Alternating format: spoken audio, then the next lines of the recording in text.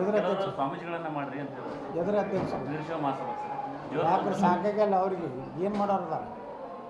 ಈಗ ವೀರಶೈವ ಮಹಾಸಭಾ ಅದು ಏನು ಸ್ವಲ್ಪ ಹೆಂಗಿದ್ದವರು ವಿಶಾಲ ಮನೋಭಾವನೆ ಇದ್ದವರು ಆಗಬೇಕು.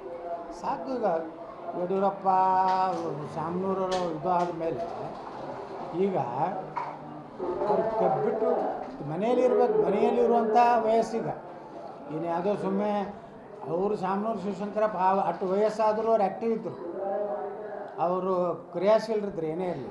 ಆದರೆ ಯಡಿಯೂರಪ್ಪ ಆ ರೀತಿ ಆ ಶಾಮನೂರವ್ರ ಜೊತೆಗೆ ಹೋಲಿಕೆ ಮಾಡಲಿಕ್ಕೆ ಆಗೋದಿಲ್ಲ. ಸ್ವಾಮೀಜಿಗಳನ್ನು ಮಾಡಿ ಅಂತೇಳಿ ಭಾಳಷ್ಟು ಜನ ಮಾಡಬೇಕು ಶಾಮನೂರು. ಯಾಕಂದ್ರೆ ಮೊದಲ ಸ್ವಾಮೀಜಿಯವರು ಇದ್ದರು, ಹಿಂದೆ ಹಾನಗಲ್ದ ಕುಮಾರಸ್ವಾಮಿಗಳು ಅದರ ಒಂದು ನೇತೃತ್ವ ತೊಗೊಂಡರು. ಇವರೆಲ್ಲ ರಾಜಕಾರಣಿಗಳು ಇರಬಾರ್ದು. ನನಗೆ ಕೇಳಿದ್ರೆ ಯಾವುದೇ ರಾಜಕೀಯ ಪಕ್ಷದಲ್ಲಿ ಸಕ್ರಿಯ ಕಾರ್ಯಕರ್ತದ ವೀರಶೈವ ಮಹಾಸಭಾ ಅಧ್ಯಕ್ಷ ಆಗಬೇಕು.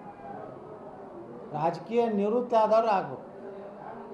ಏನಾಗ್ತದೆ, ಅವರು ತಮ್ಮ ಸ್ವಾರ್ಥಕ್ಕಾಗಿ ಇವತ್ತು ವೀರಶೈವ ಮಹಾಸಭಾ ಹೆಸರು ಹೇಳ್ಕೊಂಡು ಲಿಂಗಾಯತ ಕೂಟ ಅಂತೇಳಿ ಇವರು ಅಧಿಕಾರ ಮಂತ್ರಿಗಳು ಆಗಲಿಕ್ಕೆ ಟಿಕೆಟ್ ತೊಗೊಲಿಕ್ಕೆ ಅದನ್ನು ಉಪಯೋಗ ಮಾಡ್ಕೋತಾರೆ. ನನಗೆ ಕೇಳಿದ್ರೆ ರಾಜಕೀಯೇತರ ವ್ಯಕ್ತಿ ಸಮಾಜದಲ್ಲಿ ಒಳ್ಳೆಯ ಹೆಸರು ಇಟ್ಕೊಂಡವರು, ಒಳ್ಳೆಯ ಸಮಾಜ ಸೇವೆ ಮಾಡಬೇಕು ಅನ್ನೋಥರ ಅನೇಕ ಒಳ್ಳೆಯವರು ಅದಾರೆ.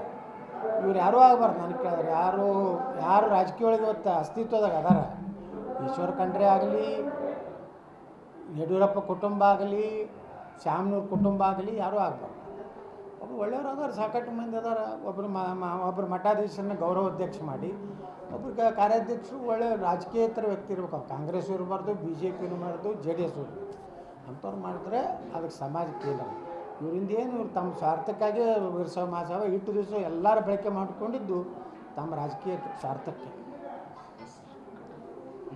ಎದುರು ಅಧ್ಯಕ್ಷ ಸ್ವಾಮೀಜಿಗಳನ್ನ ಮಾಡ್ರಿ ಅಂತ ಎದುರು ಅಧ್ಯಕ್ಷ ವೀರಶೈವ ಮಹಾಸಭಾ ಯಾಕ್ರೆ ಸಾಕಾಗಲ್ಲ ಅವ್ರಿಗೆ ಏನು ಮಾಡೋರದ.